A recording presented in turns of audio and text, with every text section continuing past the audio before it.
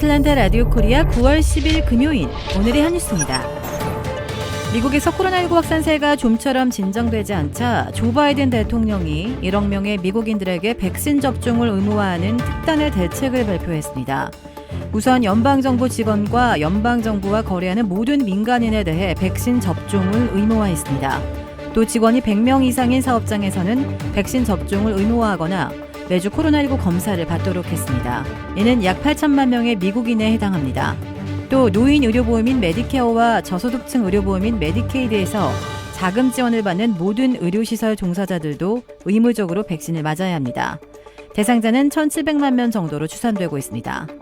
바이든 대통령은 대부분의 미국인은 백신을 접종하지 않는 8천만 명 때문에 좌절감을 느끼고 있다며 그들은 국가에 피해를 주고 있다고 강한 어조로 비판했습니다.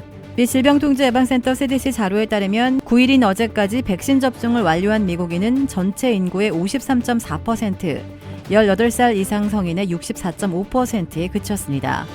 정체되어 있는 백신 접종률을 높이기 위해 바이든 대통령이 정부와 민간 영역 모두에 백신 접종 의무화라는 강수를 둔 것으로 풀이되고 있습니다. 조 바이든 대통령과 시진핑 중국 국가 주석이 지난 2월 이후 7개월 만에 전화통화를 가졌습니다. 백악관은 바이든 대통령과 시진핑 주석이 오늘 통화에서 광범위하고 전략적인 논의를 했으며 주요 현안에 대해 허심탄회한 자세로 대화했다고 밝혔습니다. 바이든 대통령은 인도 태평양 지역의 평화와 안정, 번영을 강조했고 두 정상은 양국의 경쟁이 갈등으로 번지지 않도록 하기 위한 양측의 책임을 논의했다고 백악관은 전했습니다. 애틀란타 버케드의 레녹스 스퀘어몰이 청소년 쇼핑객들의 행아웃을 제한하는 새 방침을 발표했습니다. 오는 21일부터 18세 미만 청소년들은 보호자를 동반하지 않을 경우 오후 3시 이후 몰 입장이 금지됩니다.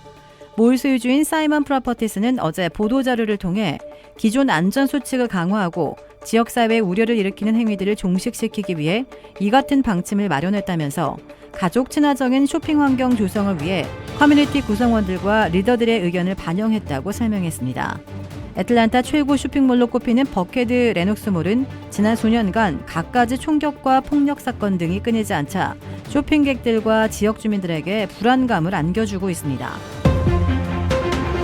내일 9월 11일은 전 세계에서 큰 충격을 줬던 9.11 테러가 발생한 지 꼭 20주년이 되는 날입니다.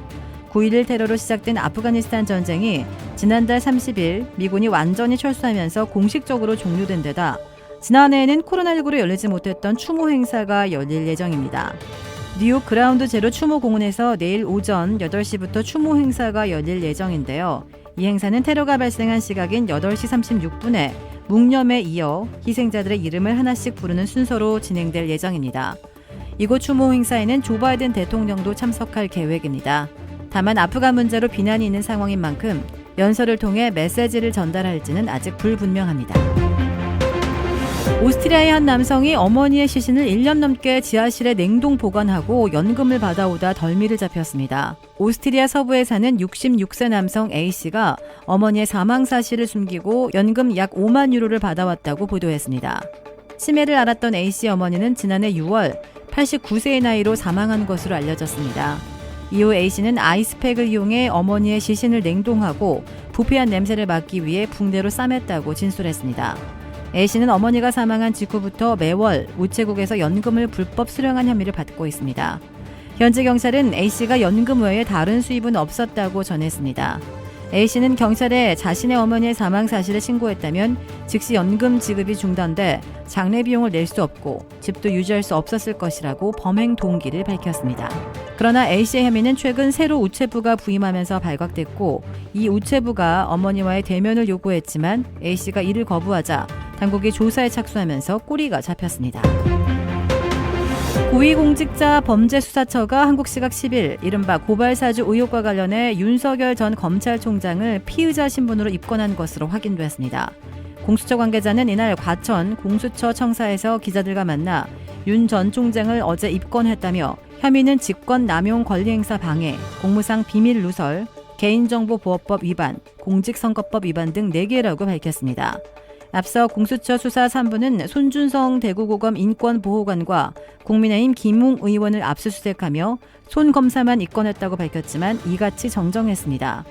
공수처 관계자는 현재 입건자는 윤 전 총장과 손 검사 2명으로 각각 4개의 혐의가 적용됐다며 윤 전 총장은 오늘 압수수색 대상은 아니라고 덧붙였습니다. 도라빌에 위치한 유명 골프 브랜드 공식 딜러 노스크레스트 골프샵이 새롭게 확 바뀌었습니다. PGA 프로골퍼가 내 몸에 꼭 맞는 골프채를 추천해드립니다. 노스크레스트 골프. 주택 구매뿐만 아니라 커머셜, 웨어하우스, 비즈니스 건물까지 부동산계의 큰손 이주환 부동산. 크레딧 카드 빚 최대 80%까지 탕감. 크레딧은 지켜드리고 빚은 줄여드리는 O3 컨설팅이 오늘의 한 뉴스를 후원합니다. 이상 애틀란타 라디오 코리아 9월 10일 금요일 오늘의 한 뉴스의 고지선이었습니다.